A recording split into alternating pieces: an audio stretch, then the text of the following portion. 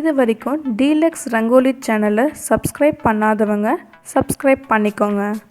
பக்கத்தில் இருக்க பெல் பட்டனை ப்ரெஸ் பண்ணி ஆல் என்ற ஆப்ஷனை செலக்ட் பண்ணுங்கள். Hello viewers, welcome to our channel.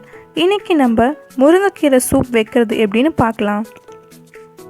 முதல்ல முருங்கைக்கீரை சூப் குடிக்கிறதுனால நமக்கு என்னென்ன நன்மைகள் ஏற்படும்னு பார்க்கலாம். முருங்கைக்கீரை சூப் குடிக்கிறதுனால கை, கால், உடல் வலிகள்லாம் நீங்கும். அது மட்டும் இல்லாமல் இரத்த சோகை உள்ளவங்க இந்த முருங்கைக்கீரை சூப்பை தொடர்ந்து குடிச்சிட்டே வந்தால் உடம்புல நல்ல ரத்தம் அதிகரிக்கும், உடல் பலம் பெறும். அப்புறம் ஈறுகள் சம்மந்தப்பட்ட குறைபாடுகள் நீங்கும், உடல் வெப்பத்தால் ஏற்படுற வாய்ப்புண்கள்லாம் நீங்கும். இரும்பு சத்து இதில் நிறைய இருக்குது. அது மட்டும் இல்லாமல் விட்டமின் ஏ, விட்டமின் சி சத்துக்கள்லாம் முருங்கைக்கீரையில் இருக்குது.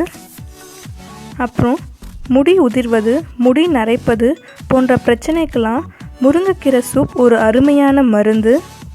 அப்புறம் வெயிட் லாஸ்க்கு முருங்கைக்கீரை சூப் ஒரு பெஸ்ட் மெடிசன். இப்போ நான் சொன்னதெல்லாம் பாதி தாங்க. முருங்கைக்கீரை சூப் குடிக்கிறதுனால கிடைக்கிற நன்மையை பற்றி நம்ம சொல்லிகிட்டே போகலாம். அப்படிப்பட்ட முருங்கைக்கீரை சூப் வாரத்தில் நம்ம ஒரு தடவையாவது குடிக்கணும். ஃப்ரெண்ட்ஸ், இப்போ நம்ம வீடியோக்குள்ளே போகலாம். தேவையான பொருட்கள்: வெங்காயம் 2, தக்காளி 1, பூண்டு 5, சீரகம் 1 ஸ்பூன், மிளகும் உப்பும் தேவையான அளவு. முருங்கைக்கீரை 1 கப் எடுத்திருக்கேன்.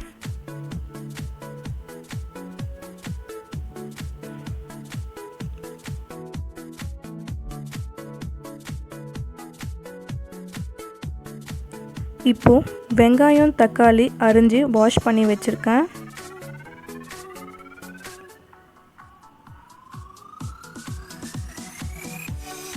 இப்போ குக்கரில் முருங்கைக்கீரை,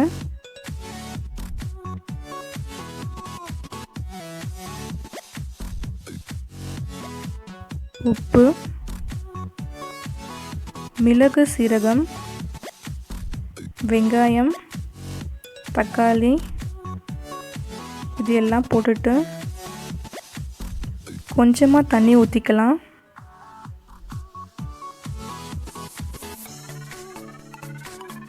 இப்போது இந்த அளவு தண்ணி இருந்தால் போதும். குக்கரை ஸ்டவ்வில் வச்சுட்டு விசில் போட்டுருங்க. ஒரு 5-6 விசில் வரட்டும்.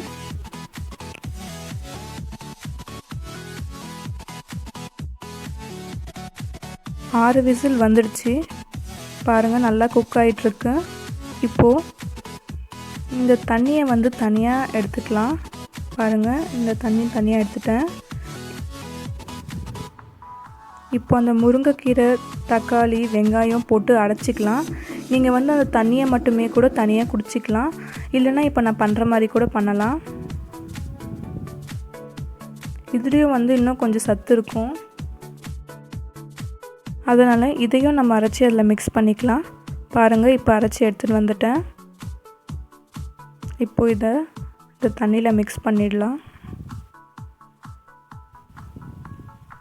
மிக்ஸ் பண்ணிவிட்டு நல்லா கலக்கி விடுங்க. கொஞ்சம் திட்டாக இருக்கும், அது கரையிற வரைக்கும் நல்லா கலக்கி விடுங்க.